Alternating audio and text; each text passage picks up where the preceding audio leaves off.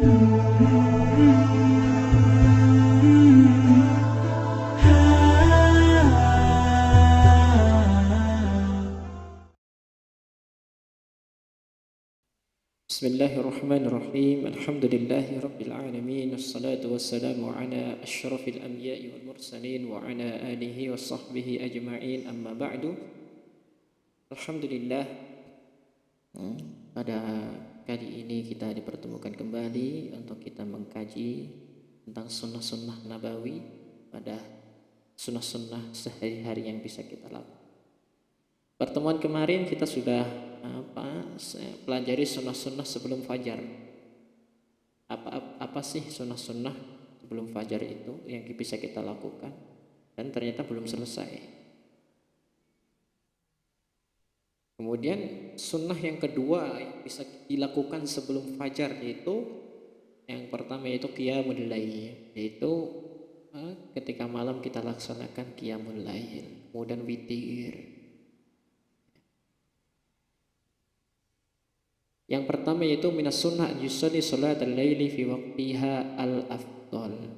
Jadi sunnahnya yaitu kita melaksanakan salat malam pada waktunya yang paling utama. Ma afdalu waqti lis salatil lail. Kemudian ketika ditanya waktu untuk salat malam yang paling utama itu adalah waktu yang seperti apa, yaitu sudah banyak paham sekali karena Rasulullah sallallahu alaihi wasallam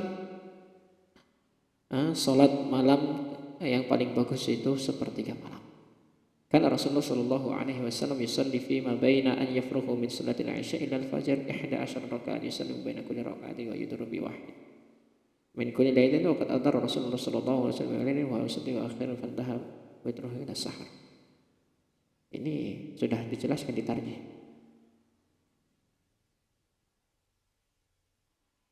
Jadi waktu salat malam itu sudah paham, jadi ketika selesai sholat isya. Jadi bukan waktu isya. Jadi waktu sholat malam itu adalah selesai sholat isya. Misalnya nih, ketika sholat isyanya jam 9 malam, orang ini baru sholat isya jam 9 malam, apakah boleh sholat malam jam 8? Tidak boleh. Jadi sholat malam itu dilaksanakan setelah sholat isya. Dan bagaimana ketika orang tersebut melaksanakan sholat jamak misalnya, ketika datang hujan yang begitu dahsyat, hujan yang deras, kemudian orang tersebut menjamak sholat di masjid. Jadi di masjid dengan imam menjamak sholat, jadi sholat maghrib dan isya digabungkan jadi satu di waktu maghrib. Apakah boleh sholat malam setelah sholat isya pada waktu tersebut, sedangkan belum datang waktunya waktu isya? Boleh. Jadi al-ibrah, yang menjadi ibrah di sini adalah sholat isyanya. Jadi kapan ia selesai sholat isya, berarti ia boleh untuk melaksanakan sholat malam. Kemudian waktu berakhirnya kapan? Yaitu ketika datang waktu fajar atau ketika datang waktu subuh. Di situ sudah akhir dari waktu sholat malam. Ini yang perlu diperhatikan. Jadi ini penjelasan baru mungkin. Jadi waktu sholat malam atau sholat tahajud atau sholat malam yaitu ketika sudah selesai sholat isya. Jadi harus wajibnya dulu dilaksanakan sholat isya. Ketika setelah selesai sholat isya baru melaksanakan sholat malam. Kemudian an afdali waqti li sholatil laili fa huwa sulusri ba'da nisfihi. Jadi dan adapun waktu yang paling utama untuk melaksanakan sholat malam yaitu sepertiga malam terakhir atau setelah selesai dari malam yang kedua. Kalau malam dibagi jadi 3, jadi malam yang kedua, selesai dari malam yang kedua itu waktu yang paling utama, atau malam sepertiga malam terakhir. Bagaimana membagi 3 malam terakhir tersebut, yaitu dengan kita bagi dari ghurub bisyams. Jadi sholat maghrib, jadi ghurub bisyams. Jadi dari ghurub, ketika datang waktu ghurub atau maghrib bisa kita katakan, itu sudah masuk malam, malam. Waktu ghurub kemudian dihitung sampai waktu fajar. Jadi kapan waktu fajar, kapan waktu ghurub, kemudian dibagi jadi 3. Itulah waktu yang pertama. Selesai waktu yang pertama yaitu waktu atamah namanya. Kemudian yang ketiga itu waktu yang paling afdol untuk kita laksanakan sholat malamnya. Untuk sekarang bisa jadi jam 1-an. Jam 1-an itu waktu yang utama untuk dari jam 1. Maka dari itu bangun jam 1 kemudian laksanakan sholat tahajud. Kemudian ada pertanyaan lagi, kita sudah menyelesaikan sholat tarawih misalnya, sholat qiyamul lail ketika di bulan Ramadan, apakah diperbolehkan lagi sholat tahajud? Boleh. Yang namanya tahajud yaitu ketika bangun dari tidur, jadi boleh dilaksanakan lagi.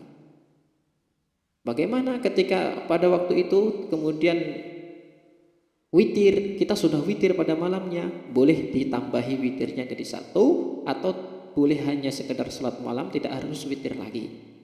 Jadi ada yang menyiasati, seorang ulama menyiasati. Jadi ketika nanti sudah witir berarti kan sudah sholat ganjil tuh. Maka dari itu tambahi 1 rakaat maka jadi genap. Setelah 1 rakaat maka ditambahi sholat malam. 2, 2, 2, 2, 2. Setelah itu diakhiri dengan witir, diperbolehkan. Jadi boleh dilaksanakan. Kemudian itu. Jadi mulakhas kalam ya. Jadi talkhis atau kesimpulan dari perkataan kita kali ini bahwa ada satu hadis yang sangat bagus sekali. Jadi bahwa Nabi sallallahu alaihi wasallam berkata, ahabbus sholati ilallahi salatu Daud. Jadi salat yang paling dicintai oleh Allah Subhanahu wa taala itu salatnya Nabi Daud. Karena yanamu nisfal lail, karena dulu Nabi Daud sallallahu alaihi wasallam salat pada pertengahan malam. Jadi ketika sudah selesai pada pertengahan malam, waktu pertengahan malam dia salat.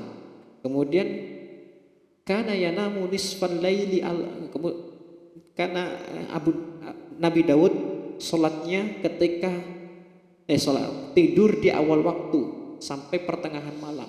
Ketika sudah selesai pertengahan malam, kemudian dia ketika waktu pertengahan malam datang, ia bangun untuk melaksanakan sholat malam. Wa yaqumu tsulusuhu, kemudian melaksanakan sholat tadi 3/4 malamnya. Jadi malam itu ada tulisannya. Jadi malam itu dibagi menjadi 6 ya. 6. Jadi 6 dibagi menjadi 6. Jadi 3 pertama ini ia tidur sampai pertengahan malam. Setelah itu ia laksanakan sholat tahajud sulusuhu. Jadi duanya. Jadi kalau dibagi jadi 6, waktu yang pertama, waktu yang kedua, dan waktu yang ketiga ini digunakan untuk tidur. Misalnya sampai jam 12. Dan kalau waktunya ada 6 jam, kalau malamnya ada 6 jam, jadi jam pertama, jam kedua, jam ketiga digunakan untuk tidur. Kemudian jam keempat, jam kelima dia gunakan untuk bangun dan melaksanakan sholat malam. Kemudian wayanamu sudusahu, dan kemudian jam terakhir ia gunakan untuk pembagian yang terakhir ia digunakan untuk tidur atau melaksanakan tidur qailulah namanya, melaksanakan qailulah. Yang itu juga yang dilaksanakan oleh Rasulullah sallallahu alaihi wasallam, karena dulu Aisyah radhiyallahu anha menceritakan bahwa Aisyah belum pernah mendapatkan Nabi sallallahu alaihi wasallam pada waktu sepertiga malam kecuali Nabi tidur. Jadi waktu sahur yang Nabi lakukan adalah tidur. Jadi saya sampaikan lagi, kalau Nabi Daud ini waktu yang paling utama kata Rasulullah sallallahu alaihi wasallam, yang paling bagus pembagian yaitu apa yang dibagi oleh Nabi Daud. Itu dibagi menjadi 6 waktu. Waktu yang pertama, yang kedua, yang ketiga digunakan tidur. Waktu yang keempat, yang kelima digunakan untuk sholat. Kemudian waktu yang terakhir digunakan untuk tidur lagi atau qailulah. Kemudian dibangunkan oleh Bilal bin Rabah. Itu adalah waktu yang paling utama. Tapi boleh juga dilaksanakan kalau kita takut, misalnya kita takut untuk ketinggalan sholat tahajud, misalnya kita nggak bisa bangun saking capeknya, bisa dilaksanakan sebelum waktu tidur. Dan itu yang diriwayatkan oleh Abi Hurairah radhiyallahu anhu qala ausini khalili, itu ausini khalili bisalasin. Nabi Hurairah mengatakan bahwa Abu Hurairah mengatakan bahwa Rasulullah Shallallahu Alaihi Wasallam berwasiat kepadaku dalam 3 perkara. Salah satunya adalah menyuruhku untuk salat witir sebelum aku tidur. Karena dulu Nabi Abi Hurairah radhiyallahu anhu, beliau adalah seorang thalabul ilmi, jadi sering begadang untuk menuntut ilmu. Maka dari itu kadang lupa untuk salat, tidak akan bangun pada sepertiga malam terakhir. Itu adalah thalabul ilmi, saking begadang kemudian tidak bisa bangun pada sepertiga malam terakhir. Kemudian Rasulullah Shallallahu Alaihi Wasallam memberikan wasiat kepadanya, maka dari itu witirlah sebelum tidur. Itu juga wasiat. Itu juga merupakan sunnah bagi seorang thalabul ilmi yang gak bisa bangun. Kemudian sunnah yang kedua yaitu dilaksanakan 11 atau 13 rakaat, dan ini sudah masyhur sekali.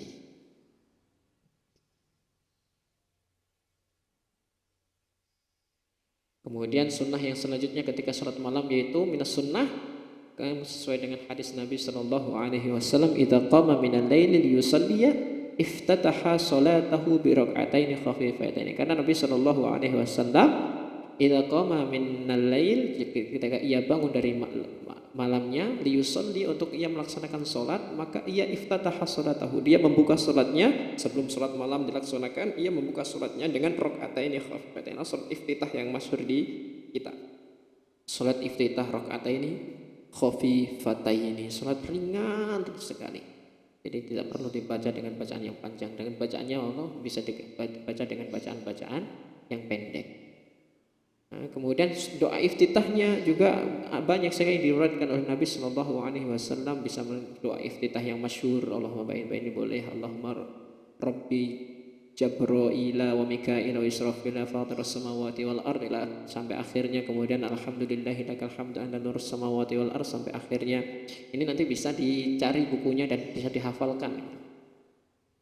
Kemudian sunnah juga yaitu ketika salat malam yaitu memperpanjang bacaannya dan berdirinya, rukuknya dan sujudnya diperpanjang. Ini sunat masyhurnya wala tas'al an husnihinna wa tulihinna, gitu kata Rasulullah kata Aisyah radhiyallahu anha. Dan ketika ditanya sahabat tentang salatnya Rasulullah sallallahu alaihi wasallam, la tas'alu an husnihinna wa tulihinna, jangan sampai kamu tanya betapa bagusnya salatnya Rasulullah sallallahu alaihi wasallam dan betapa lamanya Rasulullah sallallahu alaihi wasallam melaksanakan salat malam. Kemudian ketika witir juga membaca bacaan yang disunahkan oleh Rasulullah sallallahu alaihi wasallam, yaitu apa? Sabbihisma rabbikal a'la alladzi khalaqa fasawwa, rakaat pertama. Rakaat yang kedua yaitu al-kafirun, rakaat yang ketiga yaitu qul hu dan sebagainya. Itu adalah sunnah. Ya, lebih baik kita melaksanakan sunnah daripada kita melaksanakan yang lainnya, gitu. Kalau memang kita bisa laksanakan tersebut, kadang bisa bukan kemenyek ya, tapi gimana? Ketika sholat witir dia lebih suka ayat-ayat yang lebih panjang biasanya, atau ketika lebih suka ayat-ayat yang berada di pertengahan surat Al-Baqarah atau Al-Imran atau pertengahan surat-surat yang lainnya ketika witir. Padahal ada yang lebih mudah dan ternyata bernilai pahala yang sangat tinggi, bahkan kita bisa ittiba atau melaksanakan sunnah Rasulullah Shallallahu Alaihi Wasallam hanya membaca surat Al-Ghasyiyah, kemudian Al-Kafirun, kemudian An-Nas.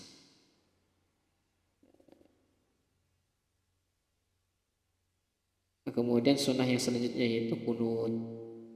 Ya, walaupun kunut banyak perdebatan, tapi kunut di sini sabit an Rasulullah sallallahu alaihi wasallam, anna Rasulullah sallallahu alaihi wasallam qanata qabla fil witri qabla ruku'. Ini hadis riwayat Abu Dawud, mu'aqqal kunut, An-Nasa'i, Ibnu Majah dan sebagainya. Hadisnya insyaallah sahih.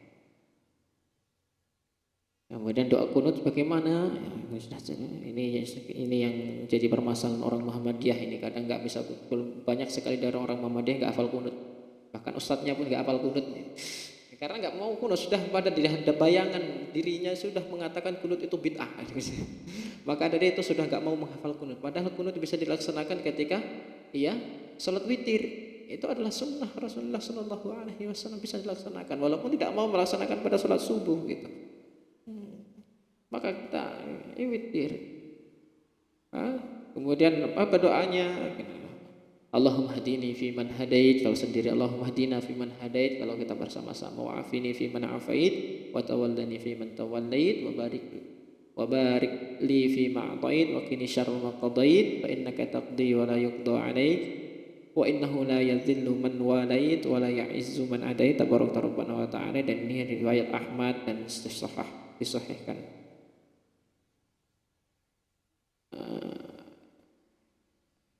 Kemudian selanjutnya yaitu ada perbedaan apakah kunut dilaksanakan sebelum ruku atau sesudah ruku. Dan ini masyhur sekali kalau Imam Ahmad bin Hambal, kalau masyhur itu jumhur ulama, yaitu kunut dilaksanakan ketika selesai ruku. Tapi Imam Malik mengatakan bahwa kunut dilaksanakan sebelum ruku. Dan ini bagaimana kita mengambil sikap, yaitu dengan terserah. Kalau saya mengikuti jumhur, yaitu melaksanakan kunut sebelum ruku. Setelah selesai ruku. Itu yang dapat kami sampaikan. Terima kasih. Assalamualaikum warahmatullahi wabarakatuh.